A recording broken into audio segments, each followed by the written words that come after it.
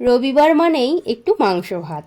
ছেলে মেয়েদের মায়ের কাছে এটা বড় বায়না, প্রতি রবিবারেই একটু মাংস ভাত চাই। তাই আজ অল্প করে মাংস নিয়ে আসা হয়েছে।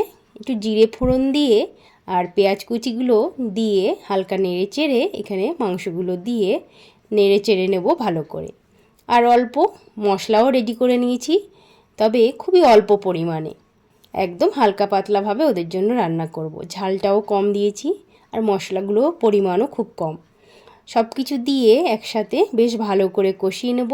আর একটা এখানে দিয়ে দেব গোটা টমেটোটা দিয়ে তারপর আবারও একটু নেড়েচেড়ে কষিয়ে নিয়ে এখানে ভেজে রাখা আলুগুলোকে দিয়ে দেব এবার একটু ধনেপাতা কুচি।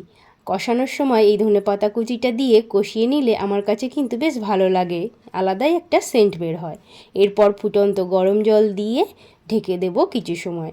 তারপর ঢাকাটা তুলে নিয়ে গরম মশলা দিয়ে আবারও একটু নেড়েচেড়ে নিয়ে ভালো করে ফুটিয়ে নেব।